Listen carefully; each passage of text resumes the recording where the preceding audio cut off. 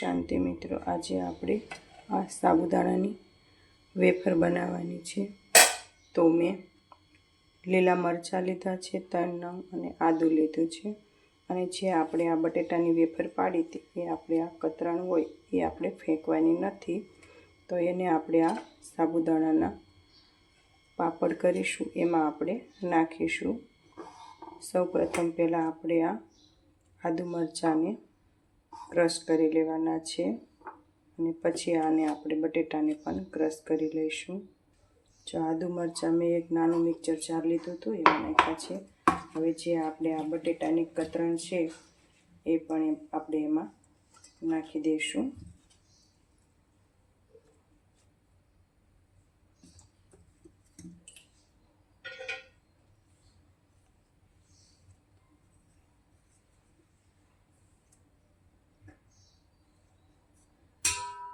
જો આ રીતે આપણે એને બધું ક્રશ કરી લેવાનું છે।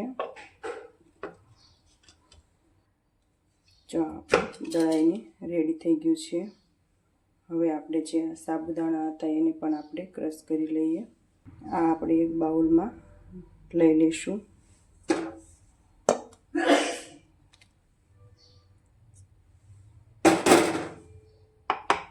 હવે આપણે આમાંનામાં સાબુદાણા પણ દળી લેવાના છે। આ સાબુદાણા મેં રાતે પલાળ્યા હતા અને તમારે આખી રાત પલાળવા દેવા પડે છે।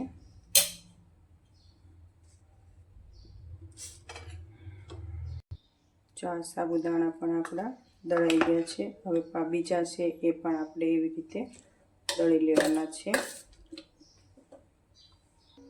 આ આપણે સાબુદાણા અને બટેટાનું મિશ્રણ તૈયાર થઈ ગયું છે।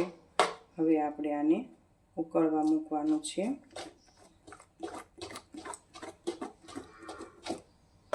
આમાં જરૂર પડે પાણી નાખવાનું છે। 1 ગ્લાસ જેવું આપણે આમાં પાણી નાખીશું। હવે આપણે આમાં આદુ મરચાં તો નાખ્યા જ છે, આમાં સોડા કે એવું કશું નથી નાખવાનું, એક ખાલી મીઠું નાખવાનું છે સ્વાદ પ્રમાણે। જો હું સ્વાદ પ્રમાણે નાખું છું, તમે પણ સ્વાદ પ્રમાણે નાખજો। હવે આપણે આ બેટરને ઉકળવા મૂકીશું। આપણે આને 15 થી 20 મિનિટ સુધી ઉકળવા દેવાનું છે।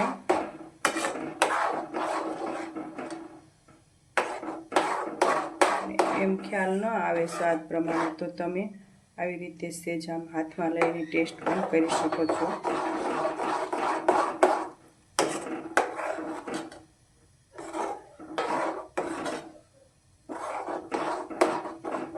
હવે આપણે આને ધીમા તાપે ઉકળવા દઈશું।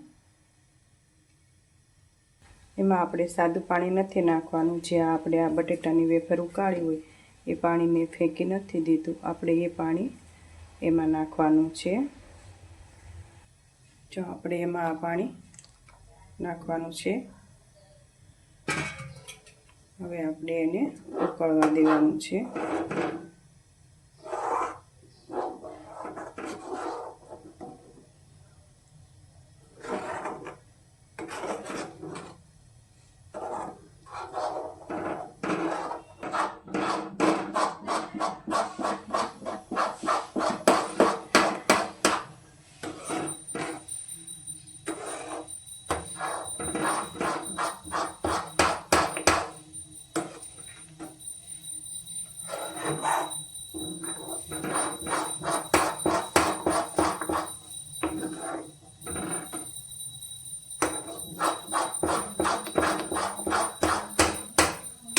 જો આપણું બેટર ઘટ થવા લાગ્યું છે।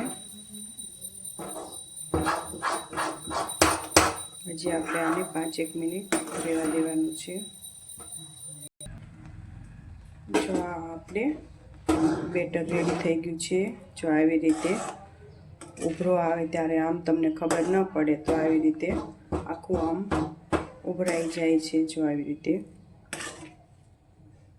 હલકું થઈ જાય છે ત્યાં સુધી આને રહેવા દેવાનું છે।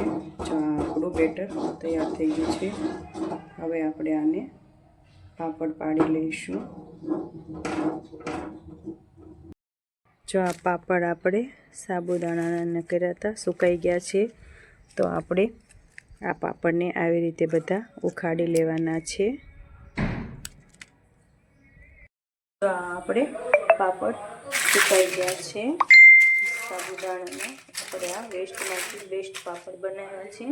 તો તમે પણ આવા ચોક્કસથી બનાવજો. હવે આપણે આને તળવાના છે. આપણે બટેટાના પાપડ સુકાઈને રેડી થઈ ગયા છે. હવે આને આપણે તળી લઈશું. તળવા માટે મેં તેલ મૂકી દીધેલું છે. હવે આપણે એને તળી લઈએ.